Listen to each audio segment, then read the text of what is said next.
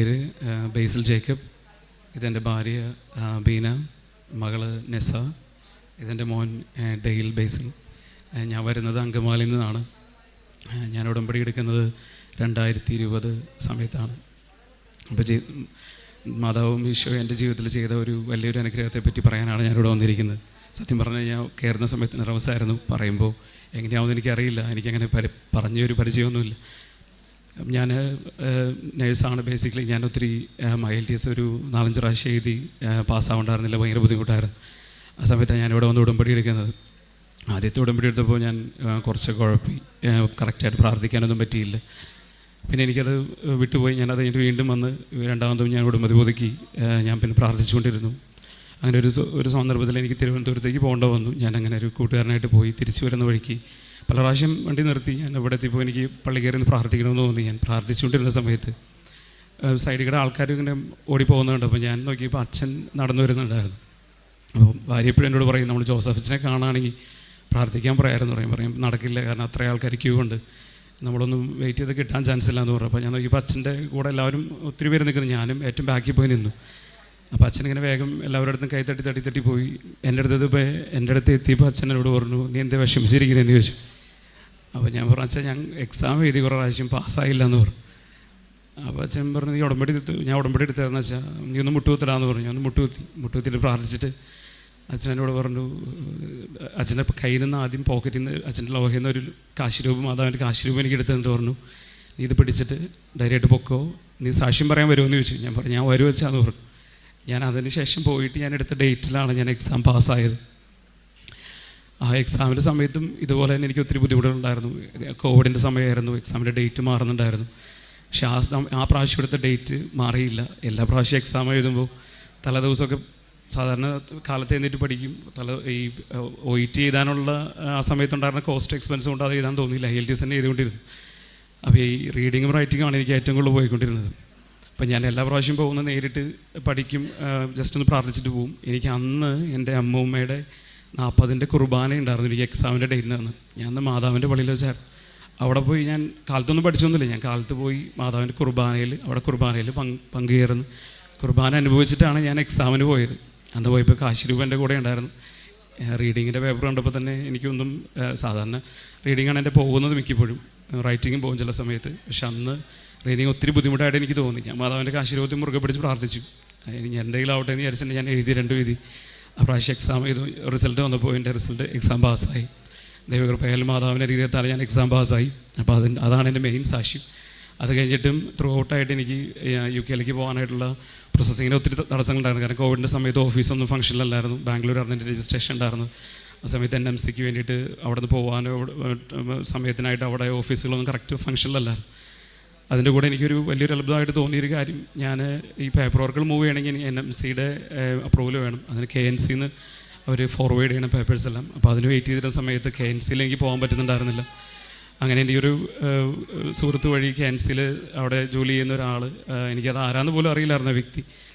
അപ്പോൾ മലയാളിയാണോ കന്നഡക്കാരനാണോ എന്നൊന്നും അറിയില്ല. അപ്പോൾ ഞാൻ അവരെ കോൺടാക്ട് ചെയ്യാൻ ശ്രമിക്കുമ്പോൾ എനിക്ക് പേടി, ഞാൻ മാതാവിൻ്റെ പ്രൊഫൈൽ പിക്ചർ ഇട്ടിരുന്നു. അപ്പോൾ അതിട്ടിട്ട് ഇനി എങ്ങനെയാവോ അവർ കണ്ട്. അപ്പോൾ എൻ്റെ മനസ്സിൽ തോന്നിപ്പിക്കുകയാണ്, അത് ഇടണ്ട, നീ അത് എടുക്കുക. ആ മാതാവിൻ്റെ ഫോട്ടോ കണ്ടാൽ ചിലപ്പോൾ അവർക്ക് ചിലപ്പോൾ ഇഷ്ടപ്പെടില്ല. കാരണം അവിടുത്തെ നമുക്കറിയില്ല ചിലപ്പോൾ എങ്ങനെയാണ് ഓരോരുത്തരെ ഡീൽ ചെയ്യുന്നത്. അപ്പോൾ ഞാൻ ഓർത്തു, എനിക്ക് ഇത്രയും അനുഗ്രഹം തന്ന മാതാവാണ്. മാതാവിൻ്റെ ഫോട്ടോ കണ്ടിട്ട് അങ്ങനെ ഇഷ്ടപ്പെടുന്ന ആൾ എനിക്ക് ഇഷ്ടപ്പെട്ട് സാങ്ഷൻ ചെയ്യുകയാണെങ്കിൽ ചെയ്താൽ മതി, ഞാൻ മാറ്റാൻ പോയില്ല. ഞാൻ അയാൾക്ക് വാട്സപ്പിലൂടെ മെസ്സേജ് അയച്ചു, എന്നെ ഒന്ന് ഹെൽപ്പ് ചെയ്യണം, എനിക്കവിടെ വരാൻ പറ്റുന്ന സാഹചര്യം ഇല്ലയെന്ന് പറഞ്ഞു. റിപ്ലൈ അയക്കില്ല. കുറേ നാളായിട്ട് ഒരു 2-3 മണിക്കൂറായിട്ട് റിപ്ലൈ ഒന്നും വന്നില്ല. വൈകുന്നേരം ആയപ്പോൾ എനിക്കൊരു മെസ്സേജ് വന്നു. അത് കഴിഞ്ഞിട്ട് എന്നെ തിരിച്ച് വിളിച്ചിട്ട് പറഞ്ഞു, മലയാളത്തിലാണ് സംസാരിക്കുന്നത്. അപ്പോൾ എന്നോട് പറഞ്ഞു, ഞാൻ സാധാരണ തിരക്കായിരുന്നു, ഞാൻ അങ്ങനെ ആരെയും വിളിക്കുന്നതല്ല, നിൻ്റെ പ്രൊഫൈൽ പിക്ചർ കണ്ടതുകൊണ്ട് മാത്രം നിന്നെ ഞാൻ വിളിച്ചാന്ന്. അപ്പോൾ എനിക്ക് തോന്നി, മാതാവ് എനിക്ക് വേണ്ടി അവിടെ ഒരാളെ ഒരുക്കി വെച്ചിട്ടുണ്ടായിരുന്നു. അപ്പോൾ എനിക്കത് വലിയൊരു അത്ഭുതമായിട്ട് തോന്നി. കാരണം എന്ന് വെച്ചാൽ ആ സമയത്ത് ഒത്തിരി അവിടെ പോകാനുള്ള ബുദ്ധിമുട്ടുകളുണ്ട്, സാഹചര്യങ്ങളെല്ലാം എഗനസ്റ്റായിരുന്നു. അപ്പോൾ ഒരാൾ നമുക്ക് വേണ്ടി അവിടെ നിന്ന് ചെയ്തു തരികയും അത് അത്രയും ഫാസ്റ്റായിട്ട് ചെയ്തു. എനിക്ക് എൻ്റെ പ്രോസസ്സിങ് ഒരു 5-6 മാസത്തിനകത്തിൻ്റെ വിസ വരെ ലഭിച്ച് എനിക്ക് പോകാൻ സാധിച്ചതും ഈ എല്ലാം ഇവിടെ വന്നതിന് ശേഷമാണ് എൻ്റെ ജീവിതത്തിൽ എല്ലാ മാറ്റങ്ങളും ഉണ്ടായത്. അപ്പോൾ ഇത് ഒരു വലിയ അനുഗ്രഹമായിട്ട് ഞാൻ മാതാവിന് ഒത്തിരി നന്ദി പറയുന്നു. ഞാൻ പിന്നെ എക്സാം എഴുതുമ്പോൾ ഞാൻ പ്രാർത്ഥിച്ചുകൊണ്ടിരുന്നൊരു വചനമുണ്ട്, പുറപ്പാട് പഴയ നിയമത്തിൽ 4-ാം അധ്യായം. ഞാൻ എപ്പോഴും അത് പ്രാർത്ഥിക്കായിരുന്നു. ആ പ്രാവശ്യം എക്സാം എഴുതിയപ്പോഴും ഞാൻ അതിനെ പ്രാർത്ഥിച്ചത്. അതിൽ മോശേനെ ദൈവം ഇസ്രായേൽ ജനത്തെ ഫറവോയുടെ ദേശത്ത് നിന്ന് രക്ഷപ്പെടുത്താനായിട്ട് ശക്തിപ്പെടുത്തുന്ന ഒരു കാര്യമുണ്ട്. അപ്പോൾ ദൈവം മോശയോട് പറയുന്നുണ്ട്, നീ അവിടെ പോകണം, നീ അവിടെ ഇസ്രായേൽ മക്കളെ ഫറവോയുടെ അടുത്ത് നിന്ന് ഈജിപ്തിൽ നിന്ന് രക്ഷിച്ച് കാനാൻ ദേശത്തേക്ക് നീ കൊണ്ടുപോകണമെന്ന് പറയുമ്പോൾ മോശ ദൈവത്തോട് പറയുന്നുണ്ട്, ഞാൻ കഴിവുള്ളവനല്ല, എനിക്ക് തടിച്ച നാക്കുള്ളവനാണ്, ഞാൻ പറഞ്ഞാൽ ചിലപ്പോൾ അവർ കേൾക്കില്ല, ഞാൻ അതിന് യോഗ്യതയുള്ളൊരു വ്യക്തിയല്ല എന്ന് പറയുന്നുണ്ട്. അപ്പോൾ ദൈവം മോശയോടൊരു മറുപടി കൊടുക്കുന്നുണ്ട്. ആ വചനമാണ് ഞാൻ എക്സാമിന് പോകുമ്പോൾ ഏറ്റെടുത്തത്.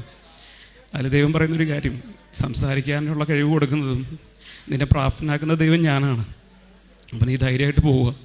നീ പോകുമ്പോൾ നീ അവിടെ ചെന്ന് സംസാരിക്കേണ്ട കാര്യം, നീ പറയേണ്ട കാര്യം ഞാൻ നിനക്ക് പറഞ്ഞു തരും.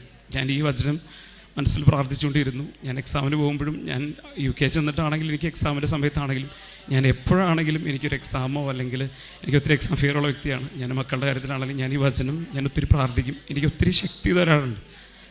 അപ്പോൾ അതും പിന്നെ കൂടാതെ പെട്ടെന്ന് പറയാം, ഞാൻ ഒത്തിരി സമയം എടുക്കുന്നുണ്ടെന്ന് തോന്നുന്നു. എൻ്റെ മകളുണ്ടാക്കി ഞങ്ങൾക്ക് 6-7 വർഷം കഴിഞ്ഞിട്ടാണ് മകനുണ്ടായത്. ആ സമയത്ത് ഒത്തിരി കോംപ്ലിക്കേഷൻസ് ഉണ്ടായിരുന്നു. അവർ UK സ്കാൻ ചെയ്ത സമയത്ത് ഞങ്ങളോട് പറഞ്ഞു, കൊച്ചിന് വെയിറ്റ് കൂടുതലാണ്, അപ്പോൾ കോംപ്ലിക്കേഷൻ ചാൻസ് ഉണ്ട്, ഫൈബ്രോയിഡ് ഉണ്ടെന്ന് പറഞ്ഞു. അപ്പം ഞാനും ഭാര്യയും മകളും മാത്രമേ ഉള്ളൂ, അമ്മയും പപ്പയുണ്ട്, അവർക്ക് വരാൻ പറ്റുന്ന സാഹചര്യം അല്ലായിരുന്നു ആ സമയത്ത്.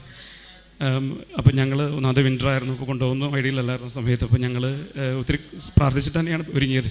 ആ സമയത്ത് സ്കാനിങ്ങിൻ്റെ സമയത്ത് പറഞ്ഞു ഫൈബ്രോയിഡ് ഉണ്ട് എന്ന് പറഞ്ഞു. അപ്പോൾ അത് ഞങ്ങൾക്കൊരു പേടിയായിരുന്നു, അത് ഗ്രോ ആവുമോ, ഇനി കൊച്ചിൻ്റെ വളർച്ചയെ ബാധിക്കുമോ എന്നൊക്കെ പേടിയുണ്ടായിരുന്നു. അപ്പോൾ ഇവിടുന്ന് വെച്ചിരിച്ച് തന്ന ഉപ്പ് എൻ്റെ കയ്യിലുണ്ടായിരുന്നു, ഞങ്ങളത് പ്രാർത്ഥനയിൽ ഞങ്ങളത് ഉപയോഗിക്കുമായിരുന്നു. അപ്പോൾ അങ്ങനെ ഞങ്ങളുടെ പ്രഗ്നൻസിയുടെ സമയത്താണെങ്കിലും കോംപ്ലിക്കേഷൻ്റെ സമയത്താണെങ്കിലും മാതാവിൻ്റെ കാശുരൂപം വെച്ചിട്ടാണ് ഞങ്ങൾ പ്രാർത്ഥിച്ചതും. ആ സമയത്തും ഓൾമോസ്റ്റ് ഒരു നോർമൽ ഡെലിവറി ആണെങ്കിൽ പോലും ഒരു 3 to 4 ഡിഗ്രി ടയർ ഉണ്ടായിരുന്നു. അപ്പോൾ ഞങ്ങൾക്ക് അത് ഒത്തിരി പേടിയായിരുന്നു എങ്ങനെ വരും എന്നുള്ളത്. അപ്പോൾ ഇന്നലെ ഞങ്ങൾ അവിടെ റിവ്യൂ എടുത്തിട്ട് ഇവിടെ ഇന്നലെ വന്ന് ഞങ്ങൾ ഹോസ്പിറ്റലിൽ ഗൈനക്കോളജിസ്റ്റിനെ കൺസൾട്ട് ചെയ്തു. ചെക്ക് ചെയ്തപ്പോൾ പറഞ്ഞു, ഒന്നും പേടിക്കേണ്ട, എല്ലാം നോർമലാണ്, നിങ്ങൾക്ക് ധൈര്യമായിട്ട് പോകാമെന്ന് പറഞ്ഞപ്പോഴാണ് ഞങ്ങൾക്ക് സത്യം പറഞ്ഞാൽ ആശ്വാസമായത്. അപ്പോൾ ഈ ഒരു വലിയൊരു ദൈവം ഞങ്ങളുടെ ജീവിതത്തിൽ ഒരു അനുഗ്രഹം പറയാനാണ് ഞാനും കുടുംബവും വന്നിരിക്കുന്നത്. മാതാവിനും യേശുവിനും തിരുകുമാരൻ നിങ്ങളുടെ കുടുംബത്തിൻ്റെ പേരിലും നന്ദി അർപ്പിച്ചോളും.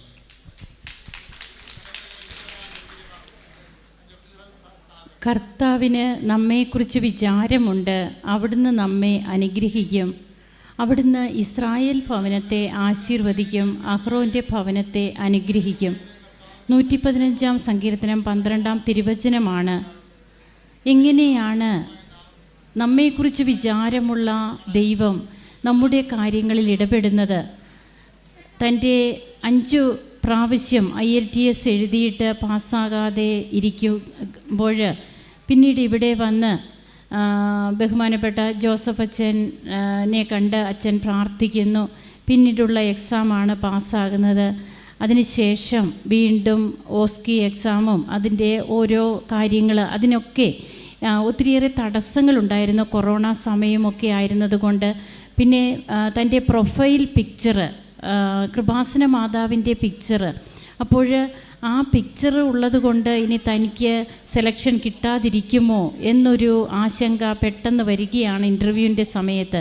എന്നാൽ ആ പിക്ചർ അവിടെ ഉണ്ടായിട്ട് മാത്രം എനിക്ക് സെലക്ഷൻ കിട്ടിയാൽ മതി, ഇല്ലെങ്കിൽ ഇത്രയും നാളും തന്നെ കൈപിടിച്ച് നടത്തിയ, തനിക്ക് വേണ്ടി മാധ്യസ്ഥം വഹിച്ച പരിശുദ്ധ അമ്മയുടെ പ്രൊഫൈൽ പിക്ചർ മാറ്റിയിട്ട് തനിക്കൊരു ഇൻ്റർവ്യൂ വേണ്ട എന്ന് ഈ മകൻ തന്നെ ഉള്ളിൽ തീരുമാനിക്കുന്നു.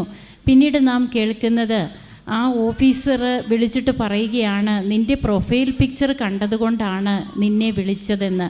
അപ്പോൾ നമുക്ക് ചിന്തിക്കാൻ പറ്റാത്ത രീതിയിലാണ് ഓരോ കാര്യങ്ങളും ദൈവം നമുക്ക് വേണ്ടി ക്രമപ്പെടുത്തുന്നത് എന്നുള്ളതാണ് ഓരോ അനുഭവ സാക്ഷ്യങ്ങളും നമ്മോട് പറയുക. പിന്നീട് മോൻ്റെ ജനനവും അതിനുശേഷം കോംപ്ലിക്കേഷൻസൊക്കെ പറഞ്ഞിരിക്കുന്ന സമയത്ത് ആ കോംപ്ലിക്കേഷൻസ് ഒന്നും ഇല്ലാതെ തന്നെ എങ്ങനെയാണ് കുഞ്ഞിനെ കിട്ടുക, വൈഫിന് PCOD പ്രോബ്ലമൊക്കെ ഉണ്ടായിരുന്നു എന്നാണ് പറഞ്ഞത്. അങ്ങനെ യാതൊരു പ്രോബ്ലവും ഇല്ലാതെ, യാതൊരു കോംപ്ലിക്കേഷനും ഇല്ലാതെ കുഞ്ഞിനെ ലഭിക്കുന്നു. മൂത്ത കുട്ടിയുണ്ടായി. 7 വർഷത്തിന് ശേഷമാണ് രണ്ടാമതൊരു കുഞ്ഞ് ഇവർക്ക് കിട്ടുന്നത്. അതൊക്കെ കൊണ്ട് തന്നെ ഇവർക്ക് ആകെ ടെൻഷനായിരുന്നു എന്നാണ് പറഞ്ഞത്. ഉടമ്പടി ഉപ്പ് ഇവർ ഉപയോഗിക്കുന്നുണ്ട്, ഉടമ്പടി കാശുരൂപം വെച്ച് പ്രാർത്ഥിക്കുമായിരുന്നു എന്നാണ് പറഞ്ഞത്. നമുക്ക് നമ്മുടെ മുൻപിൽ വരുന്ന ഓരോ അനുഭവ സാക്ഷ്യങ്ങളും നമ്മെയും ഇതേപോലെ സാക്ഷികളാക്കി നിർത്തുവാൻ പ്രേരിപ്പിക്കുന്നതാകട്ടെ. അതിനുവേണ്ടി നമ്മുടെ ഉടമ്പടി ജീവിതം കുറച്ചുകൂടി സത്യസന്ധമായും വിശ്വസ്തമായും നമുക്ക് മുമ്പോട്ട് കൊണ്ടുപോകാമെന്ന് പ്രതിജ്ഞയെടുത്തുകൊണ്ട് കരങ്ങളടിച്ച് ഈശോയ്ക്കും അമ്മയ്ക്കും നന്ദി പറയാം.